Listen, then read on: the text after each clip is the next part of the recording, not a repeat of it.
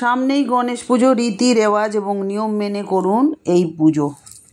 সিদ্ধিদাতা গণেশায় নমো, গণেশায় নমো, গণেশায় নমো। বন্ধুরা, সামনেই গণেশ পুজো বা গণেশ চতুর্থী।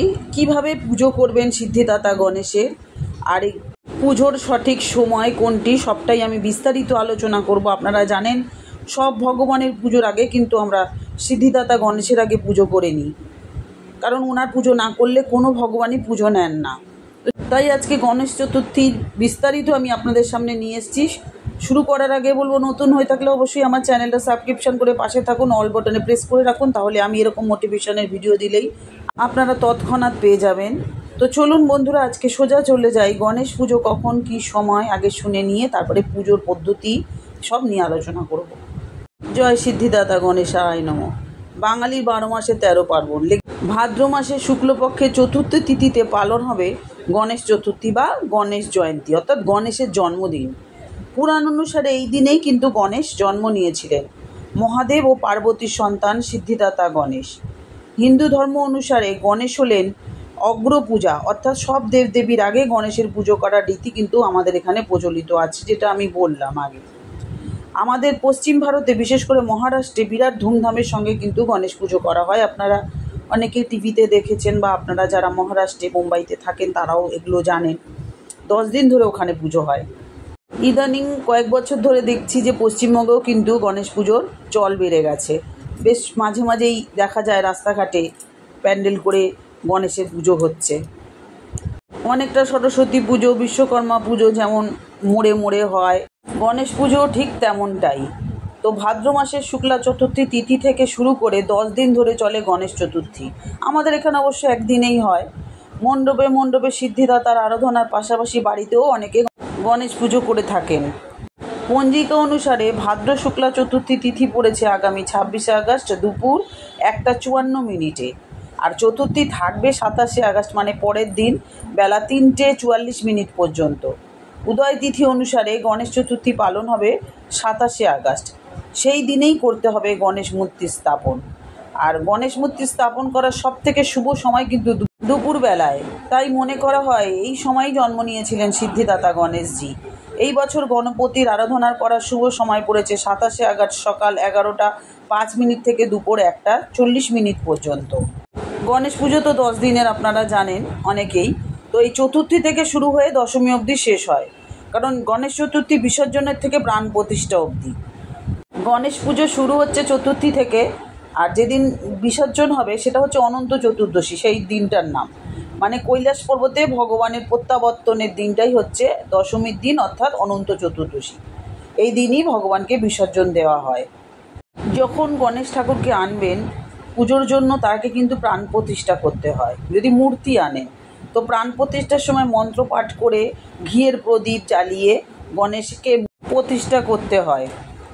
আপনারা অনেকে জানেন, আবার অনেকে জানেন না, গণেশকে কিন্তু মোদক ভোগ দিতে হয়। মোদক পাওয়া যায়, সেই মোদক কিনে ভগবানকে কিন্তু দিতে হয় ভোগ হিসাবে। উনি খুব খুশি হন মোদক ভোগে। আর ভগবান গণেশের মূর্তিটা কিন্তু অবশ্যই উত্তর পূর্ব কোণে বা ঈশান কোণেও আপনারা রাখতে পারেন। গণেশের মূর্তি স্থাপনের জন্য সবথেকে শুভ দিক হিসাবে মনে করা হয় এই দিকগুলোকে। আর আপনারা আরেকটা কথা জেনে রাখুন, গণেশের যে সুর থাকে সেটা কোন দিকে থাকে জানেন? গণেশের সুর কিন্তু বাম দিকে থাকলে শুভ বেশি। সেই ধরনের মূর্তি কিন্তু আপনারা বাড়িতে রাখবেন। আর নাহলে প্যান্ডেলে যেমন পুজো হোক ঠিক আছে, কিন্তু বাড়িতে রাখলে আপনাদের অবশ্যই কিন্তু বাঁ দিকে যে সুর সেই রকম ধরনের গণেশ কিন্তু আপনাদেরকে রাখতে হবে। এই গণেশ চতুর্থী কিন্তু বিনায়ক চতুর্থী নামেও পরিচিত। ভগবান গণেশ গজানন, ধূম্রকেতু, একদন্ত, বক্রতুণ্ডা এবং সিদ্ধি বিনায়ক নামেও পরিচিত। ওনার অনেক নাম, 12টা নাম আমি আপনাদেরকে শেষে বলে দেব। আপনারা প্রত্যেক দিন 12 বার করে যদি এটা জপ করেন তাহলে আপনাদের জন্য খুবই মঙ্গল। আর এই গণেশ পুজো করলে জীবনের সমস্ত বাধা বিপত্তি এবং অর্থ সংকট কেটে যায়। লক্ষ্মীর মতো গণেশও আমাদের অর্থের দেবতা, তাই আমরা পয়লা বৈশাখের দিন কিন্তু লক্ষ্মীর সাথে গণেশকেও পুজো করি, কারণ ওটাও আমাদের ব্যবসা, অর্থবৃদ্ধি, এসবের জন্য আমরা গণেশের আরাধনা করি, একসাথে লক্ষ্মীরও আরাধনা করি। অনেকেই আমরা প্রথমবার গণেশ পুজো করছি বাড়িতে, তা সেক্ষেত্রে আমি বলবো কিছু নিয়ম আপনাদের পালন করতে হবে। গণেশের মূর্তির সুর সবসময় বাঁদিকে হওয়া উচিত, আমি বললাম আগে। এই তিথিতে এমন মূর্তি বাড়িতে আনবেন বাঁদিকে সুরআলা। আর প্রথমবার বাড়িতে গণেশ চতুর্থীর পুজো করলে গণপতির বসে থাকা প্রতিমা আনবেন। অনেকে আছে দাঁড়িয়ে আনে, দাঁড়িয়ে আনলে ভালো না, বসে আনাটাই ভালো। এর ফলে পরিবারে সুখ ও সমৃদ্ধি বৃদ্ধি পায়। এই মূর্তি খুব শুভ। বসে রয়েছে এমন গণেশ মূর্তি, এটা কিন্তু শুভ না। এই ছবিতে যেখানে দেখছেন ভিডিওতে, এটা কিন্তু অতটা শুভ নয়, এটা প্যান্ডেলের জন্য ঠিক আছে। এছাড়াও আপনার আরেকটা জিনিস খেয়াল করবেন, ভগবানের এক হাত অর্থাৎ গণেশের একটা হাত আশীর্বাদের মুদ্রায় থাকে, আর অপর হাতে মোদক আছে, এরকম গণেশ মূর্তি বাড়িতে আনবেন।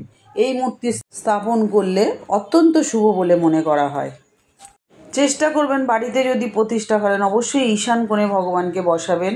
অবশ্যই খেয়াল রাখবেন যাতে ভগবানের মুখটা উত্তর দিকে থাকে, এমনভাবে বাড়িতে স্থাপন করা শুভ।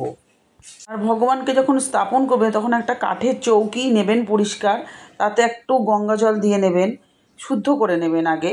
তারপরে একটা লাল কাপড় বিছিয়ে সেই গণেশ মূর্তিটা তার উপরে রাখবেন। তারপরে আপনারা গণপতিকে যখন বাড়িতে নিয়ে আসবেন তার আগে অবশ্যই যেই জায়গাটায় বসাবেন সেখানটা পরিষ্কার করে নেবেন। আর পুজোর স্থান ভালো করে পরিষ্কার করে ফুল এবং আলপনা দিয়ে সেই জায়গাটা সুন্দর করে সাজিয়ে তারপরে ভগবানকে স্থাপন করবেন।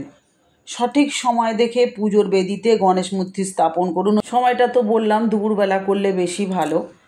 আর পুজো শুরুর আগে যদি গণেশের কোনো ধাতুর মূর্তি হয় অবশ্যই তাকে স্নান করাবেন। তারপরে মূর্তিকে ভালো করে নতুন বস্ত্র দিয়ে গয়না দিয়ে সাজিয়ে বসাবেন। এরপরে গণেশের প্রিয় খাবার মোদক লাড্ডু এসব নিবেদন করবেন। আর ভগবানকে অবশ্যই যখন পুজো করবেন তার আগে হাতে জল ফুল চাল এসব নিয়ে নিয়ম মেনে তারপরে ভগবানের কিন্তু পুজো করতে হয়। আর গণেশ মন্ত্রটা আপনারা জানেন, ওম গং গণপতায় নমঃ, এটা আপনারা ওই দিন জপ করবেন 108 বার। আর এই মন্ত্রটা যখন পুজো করবেন তখন অবশ্যই মন্ত্রটা জপ করে নেবেন। একটা কথা বলা হয়নি, অভিষেক করাবেন অবশ্যই কিন্তু পঞ্চামৃত দিয়ে। পুজোয় কিন্তু অবশ্যই দুব্বা ঘাস লাগে, গণেশ পুজোয় দুব্ব ছাড়া কিন্তু গণেশ পুজো হয় না। আর লাল ফুল সিঁদুর ভগবানকে নিবেদন করবেন। এইভাবে নিজেরা পুজো করবেন, শেষে অবশ্যই বাড়ির সবাইকে নিয়ে ভগবানের আরতি করবেন। তো বন্ধুরা আমি নিয়মটাও আপনাদের বলে দিলাম, আপনারা যারা ঘরে পুজো করতে চান অবশ্যই নিয়মগুলো জেনে তারপরে পুজো করবেন, তাহলে ভগবান গণেশজি সন্তুষ্ট থাকবেন আপনাদের উপরে আর আশীর্বাদ বর্ষণ করবেন। তো বন্ধুরা আমি আজকে গণেশের পুজোর যে তথ্য আপনাদের দিলাম, ভালো লাগলে অবশ্যই আমাকে কমেন্ট করে জানাবেন। আর আত্মীয় পরিজন সকলের সাথে ভিডিওটি শেয়ার করে দেবেন, কারণ তাহলে তাদেরও সুবিধা হবে জানতে পুজোটা কিভাবে করবেন, নিয়মটা জেনে নিতে পারবেন। সবশেষে গণেশের যে 12টা নাম বলবো এটা প্রতিদিন পারলে জপ করবেন, নয়তো বুধবার। আর বিশেষ করে এই গণেশ পুজোর দিন অবশ্যই 12টা নাম 12 বার করে জপ করবেন। নামগুলো সমুখ, একদন্ত, কপিল, গজাকর্ণ, লম্বোদর, বিকট, বিঘ্ননাশন, বিনায়ক, ধূম্রকেতু, গণাধ্যক্ষ, ভালচন্দ্র, গজানন। এই নামগুলি প্রত্যহ স্মরণ করবেন। তো বন্ধুরা আজকে বলবো এতক্ষণ আমার সাথে থাকার জন্য, আমার কথাগুলো শোনার জন্য আপনাদেরকে অসংখ্য ধন্যবাদ। সবাই খুব ভালো থাকুন, খুব ভালো করে গণেশ পুজো করুন, নিষ্ঠা করে ভগবানের আশীর্বাদ ঠিক পাবেন। ভিডিওটা কেমন লাগলো বন্ধুরা অবশ্যই কিন্তু আমাকে কমেন্টের মাধ্যমে জানাবেন। তো আজকে আসি, আবার দেখা হচ্ছে নতুন আর একটা ভিডিও নিয়ে। গং গণপতায় নমঃ, গং গণপতায় নমঃ, গং গণপতায় নমঃ, সিদ্ধিদাতা গণেশায় নমঃ, সিদ্ধিদাতা গণেশায় নমঃ, সিদ্ধিদাতা গণেশায় নমঃ। আরেকটা কিন্তু গণেশের মন্ত্র আছে, ওম বক্রতুণ্ডায় হুম, এই মন্ত্রটাও কিন্তু আপনারা জপ করতে পারেন 108 বার। সিদ্ধিদাতা গণেশায় নমঃ, সিদ্ধিদাতা গণেশায় নমঃ, সিদ্ধিদাতা গণেশায় নমঃ।